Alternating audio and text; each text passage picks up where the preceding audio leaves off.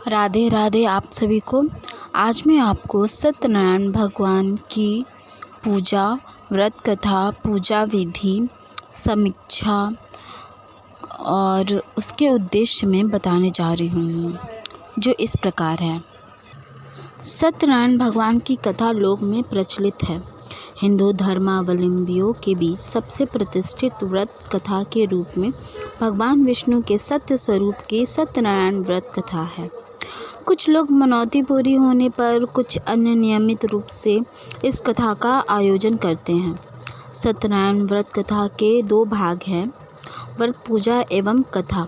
सत्यनारायण व्रत कथा स्कंद पुराण के रेवा खंड से संकलित की गई है। सत्य को नारायण विष्णु जी यानी के रूप में पूजना ही सत्यनारायण भगवान की पूजा है। इसका दूसरा अर्थ यह है कि संसार में एकमात्र भगवान नारायण ही सत्य है, बाकी सब माया। भगवान की पूजा कई रूपों में की जाती है, उनमें से भगवान का सत्यनारायण स्वरूप इस कथा में बताया गया है। इसके मूल पाठ में पाठांतर से लगभग 170 श्लोक संस्कृत भाषा में उपलब्ध हैं, जो 5 अध्यायों में बटे हुए हैं। इस कथा के 2 प्रमुख विषय हैं, जिनमें एक है संकल्प को भूलना और दूसरा है प्रसाद का अपमान। व्रत कथा के अलग अलग अध्यायों में छोटी कहानियों के माध्यम से बताया गया है कि सत्य का पालन न करने पर किस प्रकार की समस्या आती है। इसलिए जीवन में सत्य व्रत का पालन पूरी निष्ठा और सुदृढ़ता के साथ करना चाहिए। ऐसा न करने पर भगवान न केवल नाराज़ होते हैं, अपितु दंड स्वरूप संपत्ति और बंधु बांधवों के सुख से वंचित भी कर देते हैं। इस अर्थ में यह कथा लोक में सच्चाई की प्रतिष्ठा का लोकप्रिय और सर्वमान्य धार्मिक साहित्य है। प्रायः पूर्णमासी को इस व्रत कथा का परिवार में वाचन किया जाता है। अन्य पर्वों पर भी इस कथा को विधि विधान से करने का निर्देश दिया गया है। यहाँ तक अगर हिंदू धर्म में कोई मंगल कार्य होते हैं तो इस व्रत को ज़रूर किया जाता है, जैसे शादी हो गया, गृह प्रवेश हो गया, अन्य कोई भी मंगल कार्य, चाहे बच्चों की छठी हो गई, बरही हो गई, इन सब में इस कथा को ज़रूर सुनते हैं लोग। और सबसे अच्छी बात यह है कि एक यही मात्र कथा है जो भारत के सभी क्षेत्रों में मनाया जाता है, चाहे वो कश्मीर हो, चाहे वो दक्षिण भारत में केरल हो, तमिलनाडु हो, सब दिशाओं में ये व्रत मनाया जाता है। इनकी पूजा में केले के पत्ते व फल के अतिरिक्त पंचामृत, पंचगव्य, सुपारी, पान, तिल, मूली, रोली, कुमकुम, दुर्वा की आवश्यकता होती है, जिनसे भगवान की पूजा होती है। सत्यनारायण की पूजा के लिए दूध, मधु, केला, गंगाजल, तुलसी पत्ता, मेवा मिलाकर पंचामृत बनाया जाता है, जो भगवान को अत्यंत प्रिय है। इनके प्रसाद के रूप में फल मिष्ठान के अतिरिक्त आटे को भूनकर उसमें चीनी मिलाकर एक प्रसाद बनता है, जिसे पंजीरी कहा जाता है, उसका भी भोग लगता है। यह पूजा बहुत फलदायी हो जाती है तब जब हम किसी अच्छे ब्राह्मण को, किसी अच्छे पंडित को, किसी अच्छे जानकार पंडित को बुलाकर इस पूजा को एकदम विधि विधान के साथ पूजा करवाते हैं और उस ब्राह्मण को या उन पंडित जी को उनके संतुष्टि पूर्वक उन्हें दक्षिणा देकर उन्हें संतोष कर जब विदा करते हैं, तो इस पूजा का फल अत्यंत बहुत सुखदायी होता है। वैसे तो यह पूजा कभी भी कर सकते हैं, कहीं भी कर सकते हैं, कहीं में भी। इसमें कुछ विशेष क्षेत्र बताए गए हैं जहाँ पे करने से इसका फल और गुना मिलता है। किसी भी नदी के किनारे, तालाब के किनारे इस पूजा को करने से सर्वश्रेष्ठ फल प्राप्त होता है। बाकी लोग मंदिरों में भी करते हैं, वहाँ से भी फल प्राप्त होता है, और लोग घर में भी करते हैं। आजकल ज़्यादातर लोग घर में ही करते हैं, नहीं तो पहले ज़माने में जब राजा महाराजा जी लोग थे तो वो नदी के तट पर ही जाके यह पूजा करते थे। इस पूजा की विधि। सत्यनारायण व्रत कथा पुस्तिका के प्रथम अध्याय में यह बताया गया है कि सत्यनारायण भगवान की पूजा कैसे की जाए। संक्षेप में यह विधि निम्नलिखित है। तो अगर आप यदि व्रत करते हैं तो किसी पुरोहित को बुलाते हैं तो उनके पास ज़रूर ही यह पुस्तक होगी। अगर नहीं, यदि आप खुद से कर रहे हैं तो एक पुस्तिका ले आएँ। उसमें पूजा विधि के हिसाब से सारी सामग्री आप मतलब एकत्रित कर ले। कोई एक परिवारजन उस बुक को पढ़े और बाकी कोई एक, या अगर आप जोड़े हैं तो जोड़े में बैठकर इस पूजा को पूर्ण करें। जो व्यक्ति सत्यनारायण की पूजा का संकल्प लेते हैं उन्हें दिन भर व्रत रखना चाहिए। पूजन स्थल को गाय के गोबर से पवित्र करके वहाँ एक अल्पना बनाएं और उस पर पूजा की चौकी रखें। इस चौकी के चारों पाए के पास केले का वृक्ष लगाएं। वृक्ष न संभव हो सके तो केले के 4 पत्ते लगाकर मंडप जैसा रूप दें। इस चौकी पर शालिग्राम या ठाकुर जी का श्री सत्यनारायण की प्रतिमा स्थापित करें। पूजा करते समय सबसे पहले गणपति की पूजा करें, फिर इंद्रादि 10 दिक्पाल और क्रमशः पंचलोकपाल, सीता सहित राम लक्ष्मण की, राधा कृष्ण की, इनकी पूजा के पश्चात ठाकुर जी व सत्यनारायण की पूजा करें। इसके बाद लक्ष्मी माता की और अंत में महादेव और ब्रह्मा जी की पूजा करें। पूजा के बाद सभी देवों की आरती करें और चरणामृत लेकर प्रसाद वितरण करें। आरती से पहले हवन होता है तो पहले हवन करें, फिर उसके बाद आरती करें। अब कथा प्रारंभ करने जा रही हूँ। प्रथम अध्याय। सत्यनारायण व्रत कथा का पूरा संदर्भ यह है कि पुराकाल में शौनकादि ऋषि नैमिषारण्य स्थित महर्षि सूत के आश्रम पर पहुँचे। ऋषिगण महर्षि सूत के प्रश्न करते हैं कि लौकिक कष्ट मुक्ति, सांसारिक सुख समृद्धि एवं पारलौकिक लक्ष्य की सिद्धि के लिए सरल उपाय क्या है।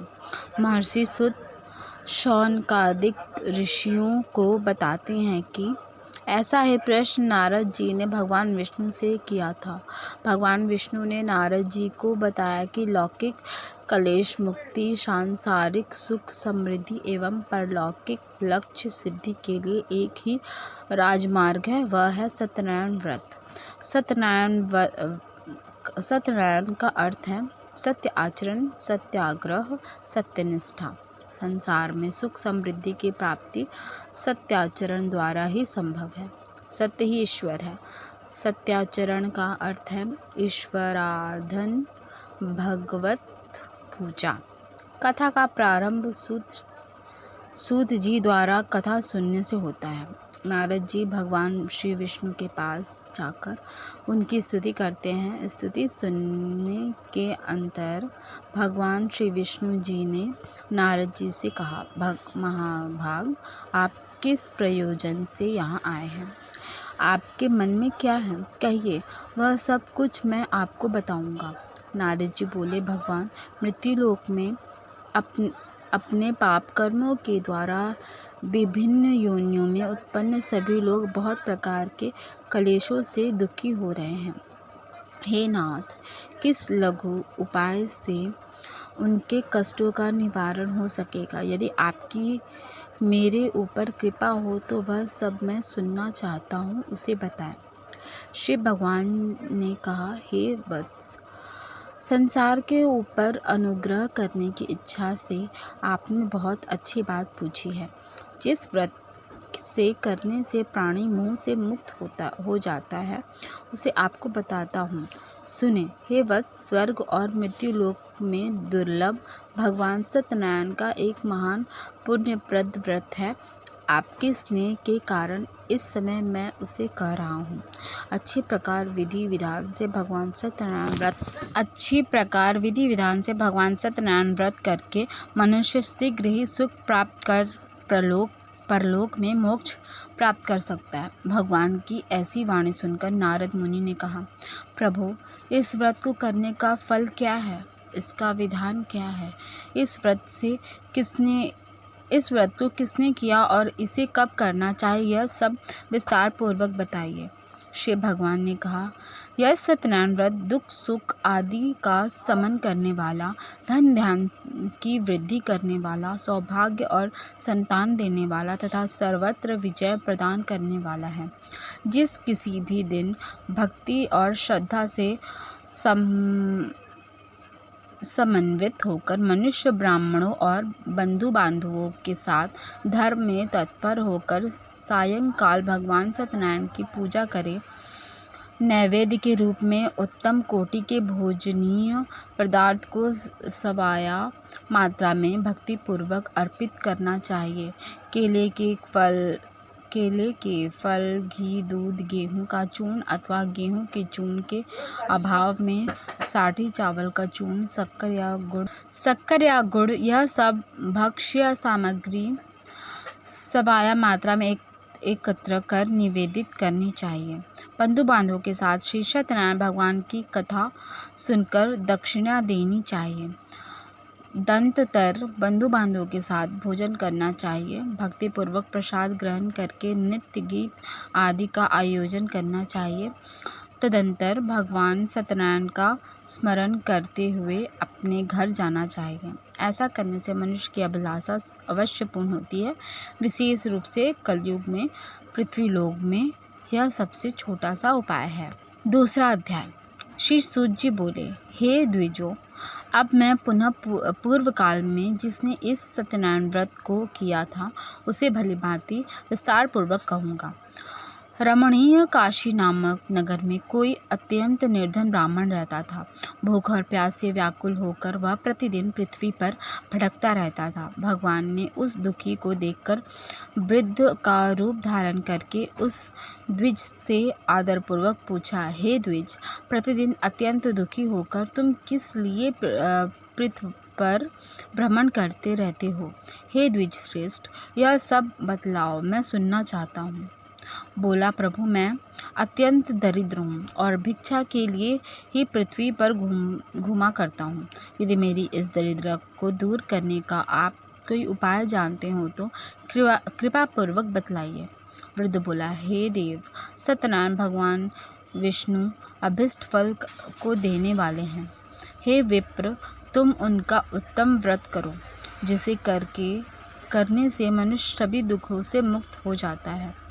व्रत के विधान को भी अत्यंत पूर्वक कहकर वृद्ध रूपधारी भगवान विष्णु वहीं पर अंतर ध्यान हो गए।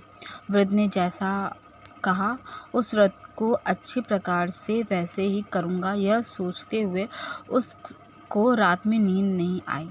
अगले दिन प्रातःकाल उठकर सत्यनारायण का व्रत करूँगा ऐसा संकल्प करके वह भिक्षा के लिए चल पड़ा। उस दिन भिक्षा में बहुत सा धन प्राप्त हुआ। उसी धन से उसने बंधु बांधवों के साथ भगवान सत्यनारायण का व्रत किया। इस व्रत के प्रभाव से वह श्रेष्ठ सभी दुखों से मुक्त होकर समस्त संपत्तियों से संपन्न हो गया। उस दिन से लेकर प्रत्येक महीने उसने यह व्रत किया। इस प्रकार भगवान सत्यनारायण के इस व्रत को करके वह श्रेष्ठ सभी पापों से मुक्त हो गया और उसने दुर्लभ मोक्ष पद को प्राप्त किया। हे विप्र, पृथ्वी पर जब भी कोई मनुष्य श्री सत्यनारायण का व्रत करेगा उसी समय उसके समस्त दुख नष्ट हो जाएंगे। इस प्रकार भगवान नारायण ने महात्मा नारद जी से कुछ कहा। मैंने वह सब आप लोगों से कह दिया, आगे अब और क्या कहूँ।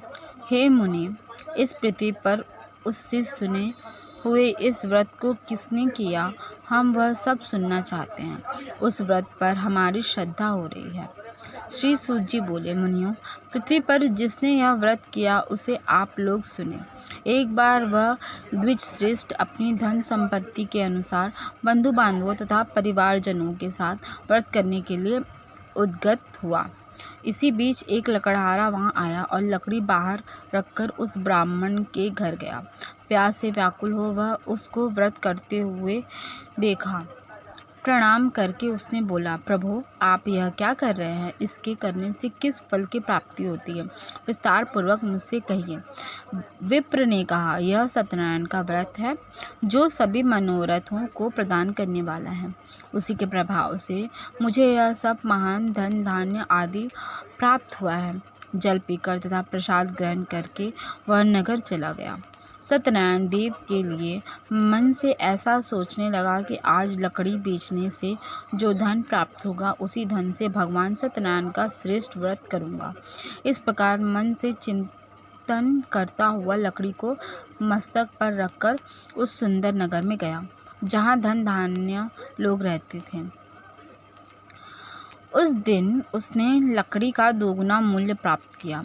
इसके बाद प्रसन्न हृदय होकर वह पके हुए केले का फल, शर्करा, घी, दूध और गेहूं का चूर्ण सवाया मात्रा में लेकर अपने घर आया। तत्पश्चात उसने अपने बांधुओं को बुलाकर विधि विधान से भगवान श्री सत्यनारायण का व्रत किया। उस व्रत के प्रभाव से वह धन पुत्र से संपन्न हो गया और इस लोक में अनेक सुखों का उपभोग कर अंत में सत्यपुर अर्थात वैकुंठ लोक चला गया। तीसरा अध्याय। श्री सूत जी बोले, श्रेष्ठ मुनियों, अब मैं पुनः आगे की कथा कहूँगा, आप लोग सुने। प्राचीन काल में उल्कामुख नाम का एक राजा था। वह जितेंद्रिय, सत्यवादी तथा अत्यंत बुद्धिमान था। वह विद्वान राजा प्रतिदिन देवालय जाता और धन लेकर संतुष्ट करता था। कमल के समान मुख वाली उसकी धर्मपत्नी शील, विनय एवं सौंदर्य आदि गुणों से संपन्न तथा पतिपरायण थी। राजा एक दिन अपनी धर्मपत्नी के साथ भद्रशिला नदी के तट पर श्री सत्यनारायण का व्रत कर रहा था। उसी समय व्यापार के अनेक प्रकार की पुष्कल धनराशि से संपन्न एक साधु नाम का बनिया वहां आया। भद्रशिला नदी के तट पर नाव को स्थापित कर वह राजा के समीप गया और राजा को उस व्रत में दीक्षित देखकर विनयपूर्वक पूछने लगा। साधु ने कहा, राजन, आप भक्ति युक्त चित्त से यह क्या कर रहे हैं? कृपया वह सब बताइए, इस समय मैं सुनना चाहता हूँ। राजा बोले, हे साधु, पुत्र आदि की प्राप्ति की कामना से अपने बंधु बांधवों के साथ मैं अतुल तेज संपन्न भगवान विष्णु का व्रत एवं पूजन कर रहा हूँ। राजा की बात सुनकर साधु ने आदरपूर्वक कहा, राजन, इस विषय में आप मुझे सब कुछ विस्तार से बतलाइए। आपके कथानुसार मैं व्रत एवं पूजन करूँगा। मुझे भी संतति नहीं है, इससे आवश्यक ही संतति प्राप्त होगी। ऐसा विचार कर वह व्यापार से निवृत्त हो आनंदपूर्वक अपने घर आया। उसने अपनी भार्या से संतति प्राप्त करने वाले इस सत्यव्रत को विस्तार पूर्वक बताया तथा जब मुझे संतति प्राप्ति होगी तब मैं इस व्रत को करूँगा। इस प्रकार उस साधु ने अपनी भार्या लीलावती से कहा। एक दिन उसकी लीलावती नाम की सती साध्वी भार्या पति एक साथ आनंद चित्त से ऋतुकालीन धर्मचरण में प्रवृत्त हुई और भगवान श्री सत्यनारायण की कृपा से उसकी वह भार्या गर्भिणी हुई। 10वें महीने में उससे कन्यारत्न की उत्पत्ति हुई और वह शुक्ल पक्ष में चंद्रमा की भांति दिन प्रतिदिन बढ़ने लगी। उस कन्या का कलावती यह नाम रखा गया। इसके बाद एक दिन लीलावती ने अपने स्वामी से मधुर वाणी में कहा, आप पूर्व में संकल्पित श्री सत्यनारायण के व्रत को क्यों नहीं कर रहे हैं? साधु बोला, प्रिय, इसके विवाह के समय व्रत करूँगा। इस प्रकार अपनी पत्नी को भली भांति आश्वस्त कर वह व्यापार करने के लिए नगर की ओर चला गया। इधर कन्या कलावती पिता के घर में बढ़ने लगी। तदंतर धर्मज्ञ साधु ने नगर में सखियों के साथ क्रीड़ा करती हुई अपनी कन्या को विवाह योग्य देखकर आपस में मंत्रणा करके कन्या विवाह के लिए श्रेष्ठ वर का अन्वेषण करो, ऐसा दूत से कहकर शीघ्र ही उसे भेज दिया। उसकी आज्ञा प्राप्त करके दूत कांचन नामक नगर में गया और वहां से एक वाणिक का पुत्र लेकर आया। उस साधु ने उस वाणिक के पुत्र को सुंदर और गुणों से संपन्न देखकर अपनी जाति के लोगों तथा बंधु बांधवों के साथ संतुष्ट चित्त हो विधि विधान से वाणिक पुत्र के हाथ में कन्या का दान कर दिया। उस समय वह साधु बनिया दुर्भाग्यवश भगवान का वह उत्तम व्रत भूल गया। पूर्व संकल्प के अनुसार विवाह के समय व्रत न करने के कारण भगवान उस पर रुष्ट हो गए। कुछ समय के पश्चात अपने व्यापार क्रम में कुशल व साधु बनिया काल की प्रेरणा से अपने दामाद के साथ व्यापार करने के लिए समुद्र के समीप स्थित रत्नसागरपुर नामक सुंदर नगर में गया और अपने श्री संपन्न दामाद के साथ वहां व्यापार करने लगा। उसके बाद वे दोनों राजा चंद्रकेतु के रमणीय उस नगर में गए। उसी समय भगवान श्री सत्यनारायण ने उसे भ्रष्ट प्रतिज्ञ देखकर इसे दारुण कठिन और महान दुख प्राप्त होगा यह श्राप दे दिया। एक दिन एक चोर राजा चंद्रकेतु के धन को चुराकर वहीं आया जहां दोनों वाणिक स्थित थे। वह अपने पीछे दौड़ते हुए दूतों को देखकर भयभीत चित्त से धन वहीं छोड़कर शीघ्र ही छिप गया। इसके बाद राजा के दूत वहां आ गए जहां वह साधु वाणिक था। वहां राजा के धन को देखकर वे दूत उन दोनों वाणिक पुत्रों को बांधकर ले आए और हर्ष पूर्वक दौड़ते हुए राजा से बोले, प्रभु, हम 2 चोर पकड़ लाए हैं, इन्हें देखकर आप आज्ञा दें।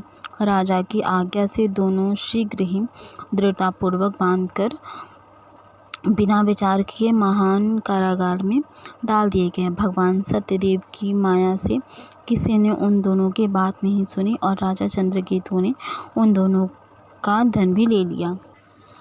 भगवान के शाप से वाणिक के घर में उसकी भार्या भी अत्यंत दुखित हो गई और उनके घर में सारा का सारा जो धन था वह चोर ने चुरा लिया।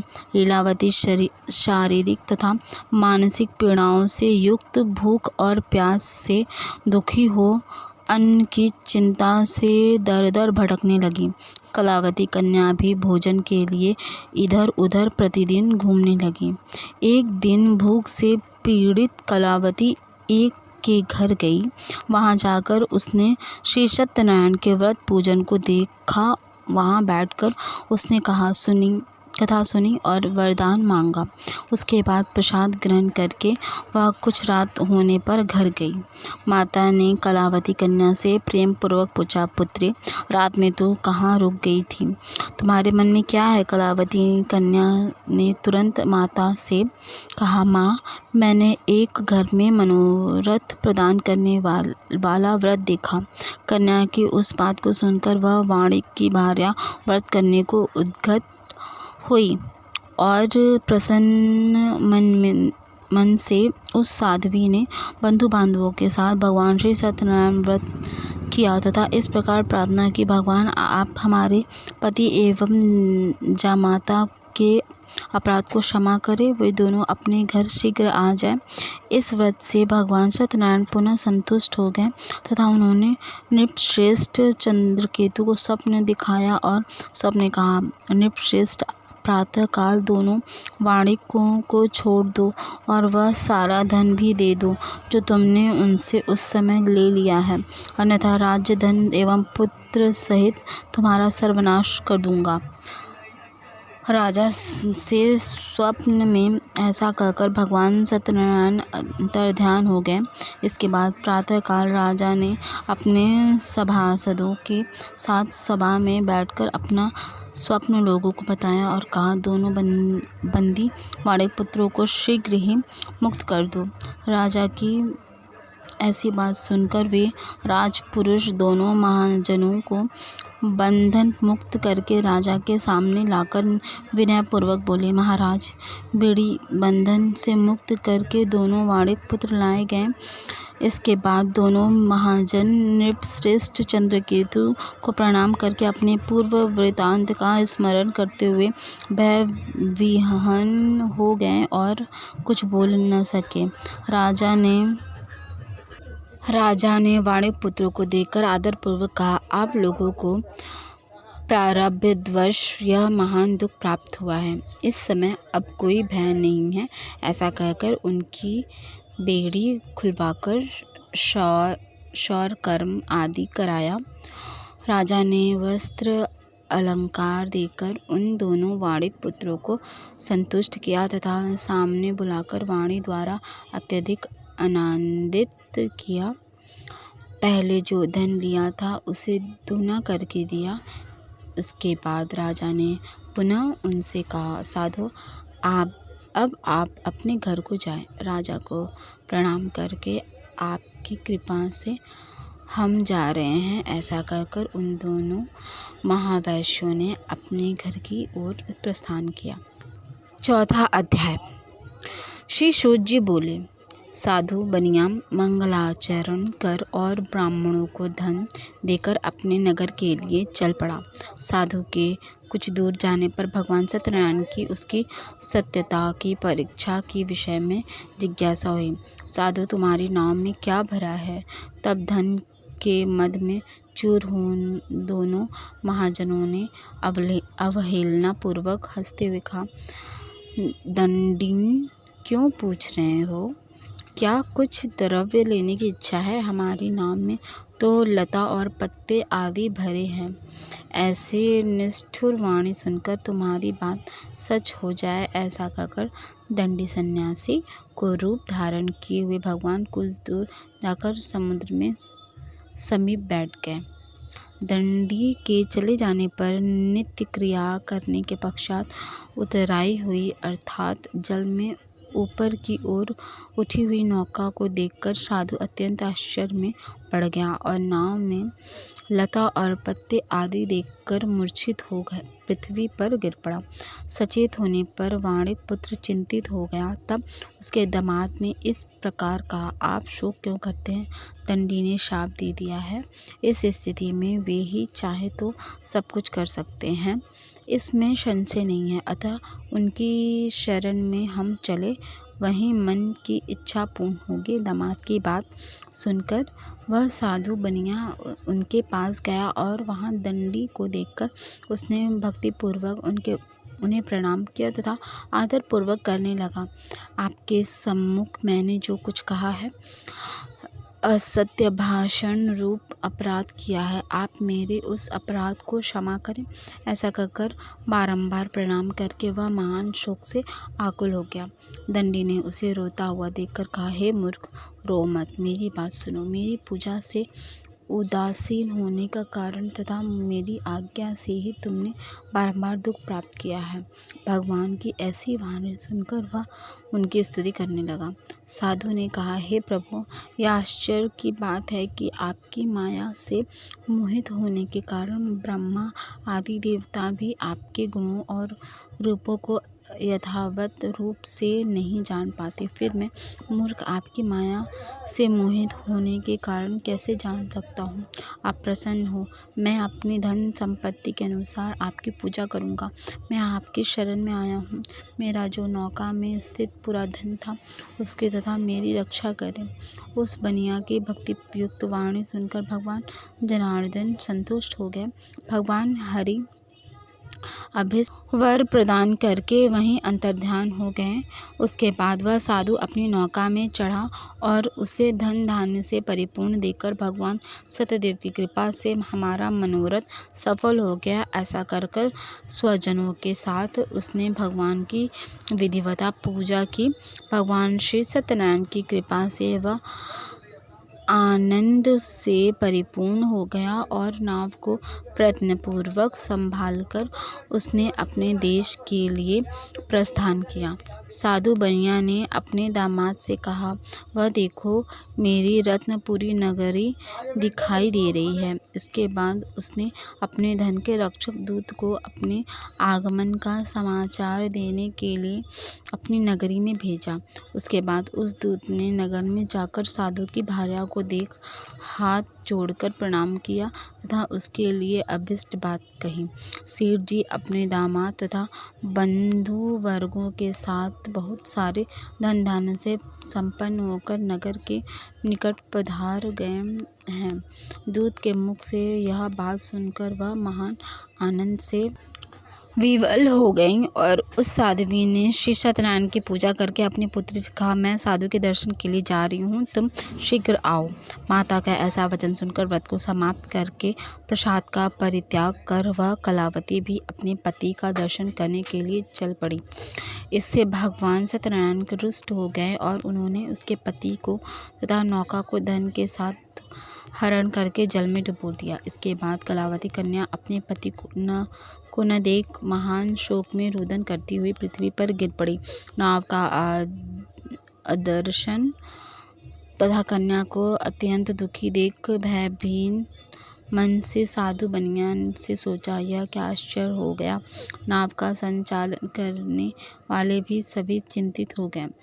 तदंतर वह लीलावती भी कन्या को देखकर विह्वल हो गई और अत्यंत दुख से विलाप करती हुई अपने पति से इस प्रकार बोली, अभी अभी नौका के साथ वह कैसे अलक्षित हो गया। न जाने किस देवता की अपेक्षा से वह नौका हरण कर ली गई है, अथवा श्री सत्यनारायण का महात्म्य कौन जान सकता है। ऐसा कहकर वह स्वजनों के साथ विलाप करने लगी और कलावती कन्या को गोद में लेकर रोने लगी। कलावती कन्या भी अपने पति के नष्ट हो जाने पर दुखी हो गई और पति की पादुका लेकर उनका अनुगमन करने के लिए उसने मन में निश्चय किया। कन्या के इस प्रकार के आचरण को देखकर भार्या सहित वह धर्मज्ञ साधु बनिया अत्यंत शोक संतप्त हो गया और सोचने लगा, या तो भगवान सत्यनारायण ने यह अपहरण किया है अथवा हम सभी भगवान सत्यदेव की माया से मोहित हो गए हैं। अपनी धन शक्ति के अनुसार मैं भगवान श्री सत्यनारायण की पूजा करूंगा। सभी को बुलाकर इस प्रकार कहकर उसने अपने मन ही की इच्छा प्रकट की और बारंबार भगवान सत्यदेव को दंडवत प्रणाम किया। इससे दोनों के परिपालक भगवान सत्यदेव प्रसन्न हो गए। भक्त वत्सल भगवान ने कृपा पूर्वक कहा, तुम्हारी कन्या प्रसाद छोड़कर अपने पति को देखने चली आई है। निश्चय ही इसी कारण उसका पति अदृश्य हो गया है। यदि घर जाकर प्रसाद ग्रहण करके वह पुनः आए तो साधु बनिया तुम्हारी पुत्री पति को प्राप्त करेगी, इसमें संशय नहीं है। कन्या कलावती भी आकाश मंडल से ऐसी वाणी सुनकर शीघ्र ही घर गई और उसने प्रसाद ग्रहण किया। पुनः आकर स्वजनों तथा अपने पति को देखा। तब कलावती कन्या ने अपने पिता से कहा, अब तो घर चले, विलंब क्यों कर रहे हैं। कन्या की वह बात सुनकर माणिक पुत्र संतुष्ट हो गया और विधि विधान से भगवान सत्यनारायण का पूजन करके धन तथा बंधु बांधवों के साथ अपने घर गया। तदंतर पूर्णिमा तथा संक्रांति पर्वों पर भगवान सत्यनारायण का पूजन करते हुए इस लोक में सुख भोगकर अंत में वह सत्यपूर्ण वैकुंठ लोक में चला गया। चौथा अध्याय यहाँ पूर्ण होता है। पांचवा अध्याय। श्री सूत जी बोले, श्रेष्ठ मुनियों, अब इसके बाद मैं दूसरी कथा कहूँगा, आप लोग सुने। अपनी प्रजा का पालन करने में तत्पर तुंगध्वज नामक एक राजा था। उसने सत्यदेव के प्रसाद का परित्याग करके दुख प्राप्त किया। एक बार वह वन में जाकर और वहाँ बहुत से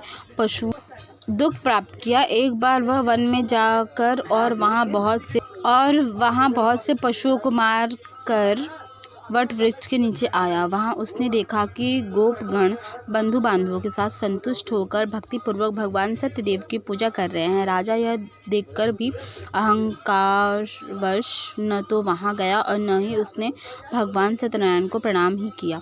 पूजन के बाद सभी गोपगण भगवान का प्रसाद राजा के समीप रखकर वहां से लौट आए और इच्छानुसार उन सभी ने भगवान का प्रसाद ग्रहण किया। इधर राजा को प्रसाद का परित्याग करने से बहुत दुख हुआ। उसका संपूर्ण धन धान्य एवं सभी 100 पुत्र नष्ट हो गए। राजा ने मन में यह निश्चय किया कि अवश्य भगवान सत्यनारायण ने हमारा नाश कर दिया है, इसलिए मुझे वहां जाना चाहिए जहां श्री सत्यनारायण का पूजन हो रहा था। ऐसा मन में निश्चय करके वह राजा गोपगणों के समीप गया और उसने गोपगणों के साथ भक्ति श्रद्धा से युक्त होकर विधि पूर्वक भगवान सत्यदेव की पूजा की।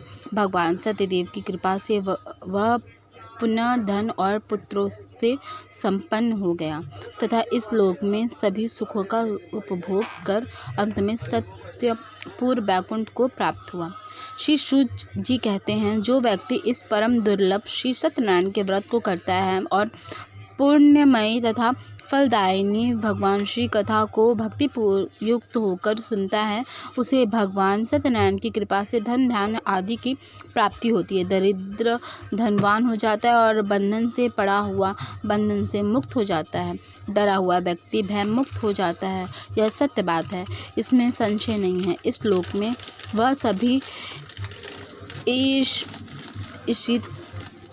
वह सभी इप्सित फलों का भोग प्राप्त करके अंत में सत्यपुर बैकुंठ लोक को जाता है। इस प्रकार मैंने आप लोगों से भगवान सत्यनारायण के व्रत को कहा, जिसे करके मनुष्य सभी दुखों से मुक्त हो जाता है। कलयुग में जो भगवान सत्यदेव की पूजा विशेष फल प्रदान करने वाली है, भगवान विष्णु को ही कुछ लोग काल, कुछ लोग सत्य, कोई ईश, कोई सत्यदेव तथा दूसरे लोग सत्यनारायण नाम से कहेंगे। अनेक रूप धारण करके भगवान सत्यनारायण सभी का मनोरथ सिद्ध करते हैं। कलयुग में सनातन भगवान विष्णु ही सत्य व्रत रूप धारण करके सभी का मनोरथ पूर्ण करने वाले होंगे। हे श्रेष्ठ मुनियों, जो व्यक्ति नित्य भगवान सत्यनारायण की इस व्रत कथा को पढ़ता है, सुनता है, भगवान सत्यनारायण की कृपा से उसके सभी पाप नष्ट हो जाते हैं। हे मुनीश्वरों, पूर्व काल में जिन लोगों ने भगवान सत्यनारायण का व्रत किया था, उसके अगले जन्म का वृतांत कहता हूँ, आप लोग सुने। महान प्रज्ञा संपन्न सत्यनारायण व्रत करने के प्रभाव से दूसरे जन्म में सुदामा हुए और उस जन्म में भगवान श्री कृष्ण का ध्यान करके उन्होंने मोक्ष प्राप्त किया। लकड़हारा भिल्ल गुणों का राजा हुआ और अगले जन्म में उसने भगवान श्री राम की सेवा करके मोक्ष प्राप्त किया। महाराज उल्कामुख दूसरे जन्म में राजा दशरथ हुए। उन्होंने श्री रंगनाथ जी की पूजा करके अंत में बैकुंठ प्राप्त किया। इसी प्रकार धार्मिक और सत्यव्रती साधु पिछले जन्म के सत्यव्रत के प्रभाव से दूसरे जन्म में मोरध्वज नामक राजा हुआ। उसने आरे से तीर चीर कर अपने पुत्र की आधी देह भगवान विष्णु को अर्पित करके मोक्ष प्राप्त किया। महाराजा तुंगध्वज जन्मांतर से स्वयंभुव मनु हुए और भगवत संबंधी संपूर्ण कार्यों का अनुष्ठान करके बैकुंठ लोक को प्राप्त हुए। जो गोपगण थे, वे सब जन्मांतर में ब्रजमंडल में निवास करने वाले गोप हुए और सभी राक्षसों का संहार करके उन्होंने भी भगवान का शाश्वत धाम गोलोक प्राप्त किया। इस प्रकार श्री स्कंद पुराण के अंतर्गत रेवा खंड में श्री सत्यनारायण व्रत कथा का यह 5वां अध्याय पूर्ण होता है। बोलो श्री सत्यनारायण भगवान की जय। इस कथा की समीक्षा क्या है? सत्यनारायण व्रत कथा के पात्र 2 कोटि में आते हैं, निष्ठावान सत्यव्रती एवं स्वार्थबद्ध सत्यव्रती। सतानंद काष्ठ विक्रेता भील एवं राजा उल्कामुख निष्ठावान सत्यव्रती थे।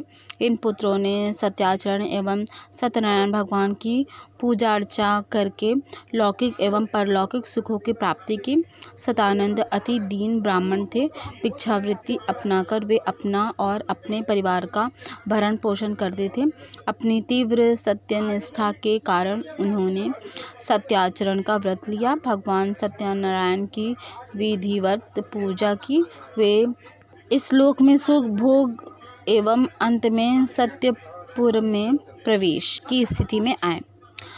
काष्ठ विक्रेता भील भी अति निर्धन था। किसी तरह लकड़ी बेचकर अपना और अपने परिवार का पेट पालता था।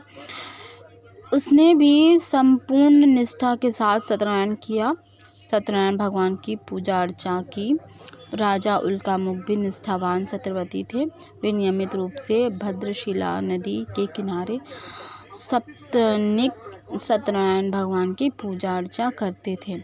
सत्याचरण ही उनके जीवन का मूल मंत्र था। दूसरी तरफ साधु वाणिक एवं राजा तुंगध्वज स्वार्थ बद्ध कोटि के सत्यव्रती थे।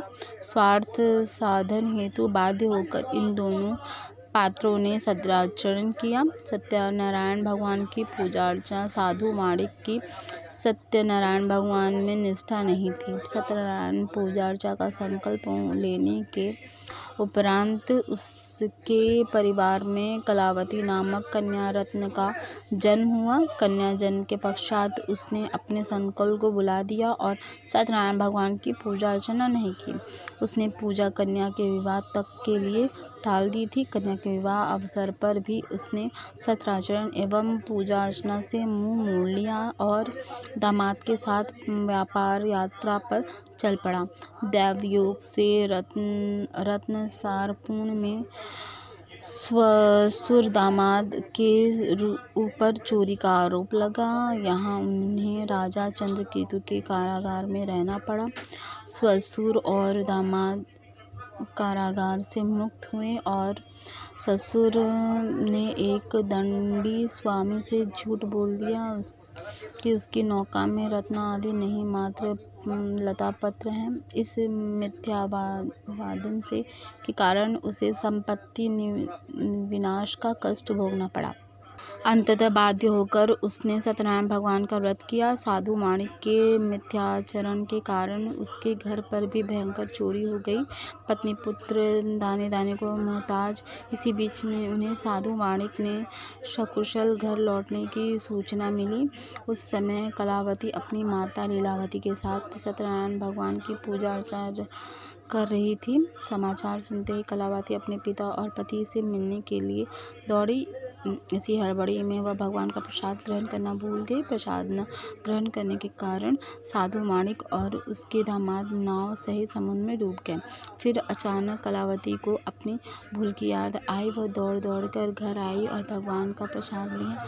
इसके बाद सब कुछ ठीक हो गया। लगभग यही स्थिति राजा तुंगध्वज की भी थी। एक स्थान गोपबंधु भगवान सत्यनारायण की पूजा कर रहे थे। राज सत्तामदांत तुंगध्वज जो पूजा स्थल पर गए और न ही गोप बंधुओं द्वारा प्रदत्त भगवान का प्रसाद ग्रहण किया, इसीलिए उन्हें कष्ट भोगना पड़ा। अंत बाध्य होकर उन्होंने सत्यनारायण भगवान की पूजा अर्चा की और सत्याचरण का व्रत लिया। सत्यनारायण व्रत कथा के उपर्युक्त पांचों पात्र मात्र कथा पात्र ही नहीं, वे मानव मन की दो प्रवृत्तियां के प्रतीक हैं। ये प्रवृत्तियां हैं सत्याग्रह एवं मिथ्याग्रह। लोक में सर्वदायिन दोनों प्रवृत्तियों के धारक रहते हैं। इन पात्रों के माध्यम से स्कंद पुराण संदेश देना चाहता है कि निर्धन एवं सत्ताहीन व्यक्ति भी सत्याग्रही, सत्यव्रती, सत्यनिष्ठ हो सकता है और धन तथा सत्ता संपन्न व्यक्ति भी मिथ्याग्रही हो सकता है। सतानंद और काष्ठ विक्रेता भी निर्धन और सत्ताहीन थे, फिर भी इनमें तीव्र सत्याग्रह वृत्ति थी। इसके विपरीत साधु वाणिक एवं राजा तुंगध्वज धन संपन्न एवं सत्ता संपन्न थे, पर उनकी वृत्ति मिथ्याग्रही थी। सत्ता एवं धन संपन्न व्यक्ति में सत्याग्रह हो, ऐसी घटना विरल होती है। सत्यनारायण व्रत कथा के पात्र राजा उल्कामुख ऐसे ही विरल कोटि के व्यक्ति थे। पूरी सत्यनारायण व्रत कथा का निहितार्थ यह है कि लौकिक एवं परलौकिक हितों की साधना के लिए मनुष्य को सत्याचरण का व्रत लेना चाहिए। सत्य ही भगवान है, सत्य ही विष्णु है। लोक में सारी बुराइयों, सारे कलेशों, सारे संघर्षों का मूल कारण है सत्याचरण का अभाव। सत्यनारायण व्रत कथा पुस्तिका में इस संबंध में श्लोक इस प्रकार है। यत् कृत्वा सर्वदुःखेभ्यो मुक्तो भवति मानव। माफ़ कीजिएगा, मैं पढ़ नहीं पा रही हूँ, संस्कृत भाषा है, उसका मैं हिंदी भावार्थ बता देती हूँ। अर्थात सत्यनारायण व्रत का अनुष्ठान करके मनुष्य सभी दुखों से मुक्त हो जाता है।